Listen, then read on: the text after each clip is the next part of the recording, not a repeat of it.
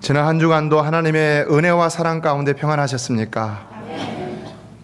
저는 깨닫습니다. 우리 성도는 하나님의 무조건적인 은혜와 기도 응답의 은혜로 살아간다. 여러분 믿습니까? 삶에는요, 이유도 없이 주시는 하나님의 은혜가 풍성히 있습니다. 오래전에 영국에서 비교 종교학 회의가 열려서 각국에서 전문가들이 모였는데, 그들이 비교 종교학적으로 볼 때에 기독교의 독특한 점은 무엇입니까? 라고 기독교 학자들에게 질문을 했다고 합니다. 여러분, 우리 기독교가 다른 종교에 비해서, 물론 이 종교라는 말을 쓴다는 자체가 좀 모순이 있긴 하지만은, 여러분, 독특한 점은 무엇이라고 생각합니까? 우리 기독교만이 가지는 독특한 점. 성육신일까요? 부활일까요? 이때 C.S. 루이스가 이런 말을 했다는 것입니다. 기독교만이 가지고 있는 독특성이라면 그것은 바로 은혜가 아닙니까? 은혜가. 여러분, 우리 기독교는 은혜의 종교라는 말을 쓰기가 좀 그러네요. 여러분, 우리 성도들은 은혜로 살아가는 줄로 믿습니다. 은혜로 시작해서 은혜로 살아가는 것입니다. 그리스도인들은 오직 하나님의 은혜로 살아가고 있다는 것입니다. 우리를 이 땅에 태어난 존재 가운데서 택정하여 주신 것도 하나님의 은혜요, 그럼에도 억만 죄악 가운데서 방황하던 우리를 위해서 자신의 하나밖에 없는 아들을 죽이신 것도 하나님의 특별하신 은혜요, 뿐만 아니라 구원받은 자를 버리지 아니하시고 매일매일의 삶 속에서, 순간 속에서 가르치시고 도우시고 지키시고 자라나도록, 그래서 천국까지 가도록 인도하시는, 이루 말할 수 없는 하나님의 위대한 은혜, 이것이 바로 성도들에게 주신 하나님의 은혜라는 사실입니다. 그래서 로마서 8장 32절을 보면 이렇게 말씀했습니다. 자기 아들을 아끼지 아니하시고 우리 모든 사람을 위하여 내어주시니가 어찌 그 아들과 함께 모든 것을 우리에게 은사로 주지 아니하시겠느냐. 하나님은 구원의 은혜를 주실 뿐만 아니라 다른 모든 은혜들도 다 주신다는 것입니다. 여기 은사라고 했는데, 여러분, 은사가 무엇입니까? 은사라는 말, 영어 성경에는 gift라고 되어 있는데요, 선물이라는 것이죠. 선물을 어떻게 얻습니까? 선물은 거저 얻는 것이죠. 자, 그래서 한자어를 보니까 은혜 은자에다가 줄사자를 써서 은사라고 그렇게 표현을 하고 있습니다. 거저 주는 것이라는 것이죠. 하나님은 그 아들과 함께 모든 것을 그렇게 은사로 거저 주신다는 것입니다. 어떻게 확인할 수 있냐? 다시 거꾸로 돌아가서 자기 아들을 아끼지 아니하고 내어주신 것을 보면은 분명하다는 것입니다. 분명하다는 것입니다. 왜요? 하나님께는 하나님의 아들보다 귀한 것이 없기 때문인 것입니다. 여러분에게 여러분의 자녀보다 귀한 존재가 없듯이, 세상에 어떤 것보다 여러분의 자녀가 귀하듯이 하나님께도 하나님의 아들 예수 그리스도가 가장 귀하시다는 것입니다. 그런데 그 아들 예수 그리스도를 우리를 위하여 아낌없이 내어주셨으니 무엇인들 못 내어주시겠느냐는 것입니다. 여러분, 분명히 아들을 아낌없이 내어주신 하나님은 여러분에게 모든 것을 다 내어주실 수 있는 분이신 줄로 믿습니다. 만물이 다 그의 소유입니다. 만물이 다 그의 소유입니다. 하나님은 물질만 가지고 계시는 것이 아니라 역사를 주관하시는 분이십니다. 그러므로 모든 상황과 형편도 만들어주시는 분이 바로 하나님이시라는 것입니다. 그래서 우리는 하나님께 능치 못함이 없음을 기억하면서 언제라도 그 은혜를 사모하고 구하는 삶을 살아야 한다는 것입니다. 오직 예수 그리스도 그 아들을 주신 하나님을 바라보며 하나님의 놀랍고도 기이한 사랑을 기억하여 늘 은혜의 보좌 앞에 담대히 자주자주 나가는 삶을 살아야 하는 것입니다. 지난 주간부터 우리는 억울함을 당해 사업 장소로부터 쫓겨나가야 하는 한 성도 가정을 위해서 릴레이로 금식하며 기도를 하고 있습니다. 그런데 엊그저께 변호사를 만났는데요, 놀라운 소식을 듣게 됐습니다. 아마 그쪽 변호사와 이미 이야기를 한 것 같은데요, 우리가 요구하기도 전에 우리가 요구할 사항을 벌써 다 얘기를 하고 있다는 것입니다. 너무 기가 막힌 사실 아닙니까? 그래서 저와 집사님은 그냥 듣고만 왔습니다. 할렐루야. 기가 막힌 일이죠. 여러분, 사람의 마음을 감동시키는 것도 하나님이신 줄로 믿습니다. 하나님이 사람 마음을 감동시키시더라고요. 하나님이 저쪽에 그 변호사의 마음도 감동시키실 뿐만 아니라 또한 그 랜로드의 마음도 감동을 시키시더라고요. 하나님. 사실은 잘못되었으면 빈손으로 아무것도 가지고 나오지 못하면서도 남은 리즈 3년에 대해서 책임을 졌어야 합니다. 그런데 6개월 동안의 기간을 줄 테니까 사업을 정리하라. 팔라. 다른 사람에게 팔아도 좋다. 라는 이런 것과, 그리고 또 그래도 만약에 못 판다면 리즈에 대해서 책임 없이 나가도 된다. 라는 이런 합의 사항을 듣게 되었습니다. 여러분, 우리의 기도가요, 적은 것 같아도 하나님은 결코 우리의 기도 어느 것이라도 적게 보시는 법이 없으신 줄로 믿습니다. 여러분이 한순간 한 사람이 릴레이하는 그것 얼마나 효과가 있을까? 이래 생각할 수 있습니다. 그러나 하나님 앞에서는 결코 그렇지가 않다는 것입니다. 왜요? 하나님은 중심을 보시는데 각 사람 마음의 중심을 보시고, 그러면 우리 한 사람 한 사람이 한순간 한순간 하는 기도가 많은 사람으로 티끌 모아 태산이라고 쌓이는 것이고, 많은 순간으로 쌓여서 모든 순간과 모든 사람들의 기도가 하나님의 마음을 충분히 감동시킬 수가 있다는 사실입니다. 그러므로 우리가 정성을 다하여 합심하여 기도하는 모든 기도를 하나님께서 반드시 들어응답해 주시는 줄로 믿습니다. 우리 삶에는요, 큰 일에 대한 큰 기도에도 응답이 있지만은요, 아주 사소한 일, 적은 일에 대한 사소한 응답도 있는 것입니다.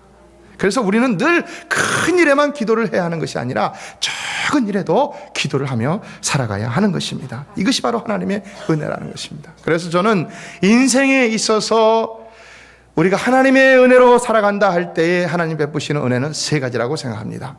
첫 번째는 구속의 은총이요, 두 번째는 기도 응답의 은총이요, 세 번째는 무조건적인 은혜입니다. 네. 오늘 본문이 바로 그것을 말씀하고 있다고 생각해서 본문을 정하였습니다.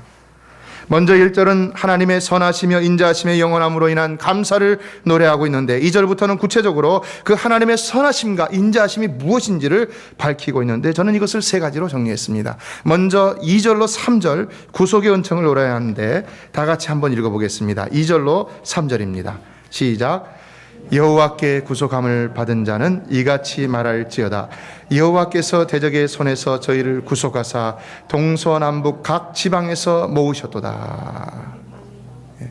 물론 이것은요, 이스라엘이 주전 586년경에 바벨론 포로로 잡혀간 이후 70년 동안 생활했던 그 포로 생활로부터의 구원받은 사건을 배경으로 하고 있습니다. 그때 고백했던 그 수많은 시편들 가운데 126편을 보면 그때는 이스라엘 백성이 꿈꾸는 것 같았다라고 했습니다.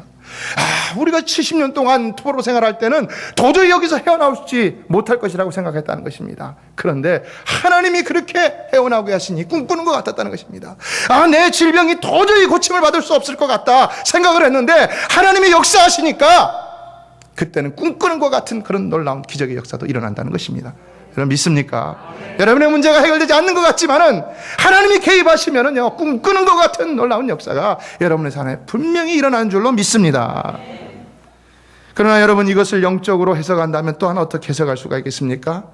분명히 이것은 하나님께서 우리를 죄악 가운데 올가매 놓은 사단의 손으로부터 구속하시고 동서사방으로부터 부르신 구속의 은총을 노래하고 있는 것이죠. 지금 시편 기자는 가장 먼저 구속의 은총을 감사하며 노래하고 있다는 것입니다. 어떤 사람이요, 길을 가다가 구덩이에 빠졌습니다. 그래서 막 살려달라고 소리를 쳤습니다. 그런데 한 사람이 지나가다가는요, 이것을 보고는 그 구덩이 속의 사람에게 안 됐소이다, 전생에 업보이니 체념하십시오 라고 말하고 그냥 가버렸다는 것입니다. 참 허탈하죠. 근데 두 번째 사람이 또 왔습니다. 근데 그 사람은 또 이렇게 말했다는 것입니다. 네, 그럴 줄 알았어. 빠질 줄 알았어. 내가 그만큼 조심하라고 타일렀건만 늘 조심하는 것이 상책이요 하고 혀를 차고는 그냥 가버렸다는 것입니다. 근데 세 번째 한 사람이 또 왔습니다.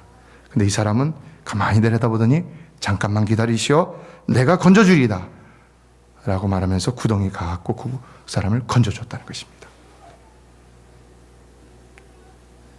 여러분이 뭘 말하는 것일까요? 이 비유를 말한 사람이 이 세 사람에 대해서 이렇게 말을 합니다. 첫 번째 사람은 석가모니요, 두 번째 사람은 공자요. 세 번째 사람은 예수 그리스도이시다. 성도 여러분, 우리 주님은 우리가 구덩이에 있는 거 그냥 놔두지 않으신 줄로 믿습니다. 우리 주님은 우리가 어려움 가운데 있는 거 그냥 내버려 두지 않으시는 줄로 믿습니다.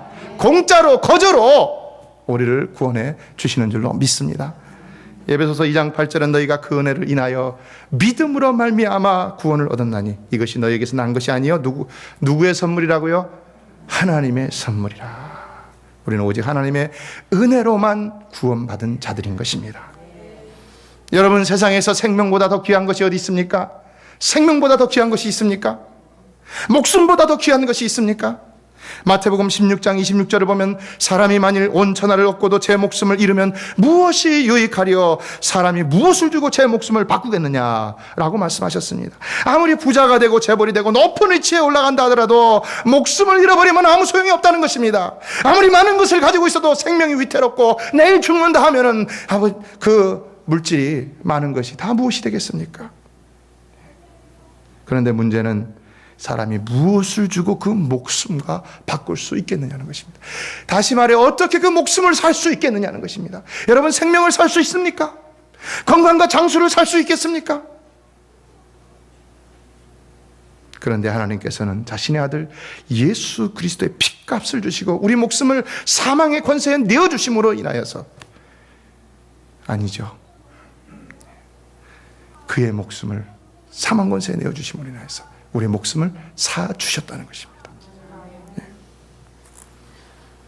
그래서 우리가 사실 최고로 감사해야 할 제목은요, 여러분, 부자 되게 한 것이나 뭐 건강하다 이런 것보다는요, 우리가 최고로 감사의 제목은 바로 구원의 은혜인 줄로 믿습니다. 구원의 은혜인 것입니다. 사실 세상에서 아무리 부자요 재벌이라고 하여도요, 가장 불쌍한 사람은 구원받지 못한 사람입니다. 왜요? 그들의 생명은 시한부 생명이기 때문인 것입니다. 여러분, 질병에 걸렸다고 시한부 인생을 사는 것이 아닙니다. 암에 걸렸다고 시한부 인생을 사는 것이 아닙니다. 예수 안 믿으면 시한부 인생을 사는 것입니다. 왜요? 예수 안 믿으면 끝나는 것이죠. 죽으면 끝이잖아요. 그러나 예수 믿으면 영생을 살게 될 줄로 믿습니다. 구원받은 성도의 죽음은요, 고난 끝 행복의 시작입니다. 그래서 시편 116편 15절에서는 성도의 죽는 것을 여호와께서 귀중히 보시는다라고 말씀했습니다. 구원받은 성도는 아무리 죽을 병에 걸렸다 하더라도요, 결코 시한부 인생을 사는 것이 아닙니다. 구원받은 성도는 영원한 인생, 그리고 저 하늘나라에 가게 되면 더 비교도 할 수 없는 놀라운 것을 영원토록 누리게 되는 영생 복락을 살아가게 되는 것입니다. 그래서 이 땅에서 아무리 부자로 살아간다 하더라도 하나도 잃을 것이 없는 것이 바로 성도의 삶인 것이고요, 아무리 가난하게 살아도요, 하나도 아쉬울 것이 없는 것이 바로 성도의 삶인 줄로 믿습니다. 영광일세, 영광일세. 내가 누릴 영광일세. 누가 누려요? 저와 여러분이 누릴 수 있을 줄로 믿습니다. 주 얼굴 배없는 것, 은혜로 배없는 것, 지극한 영광, 영광이로다.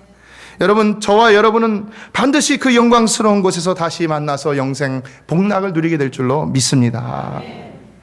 그러나 구속의 은총이 가장 귀중한 까닭은 또한 두 번째로, 하나님의 모든 은혜는 바로 여기서부터 시작되기 때문이라고 그렇게 생각합니다. 그렇죠?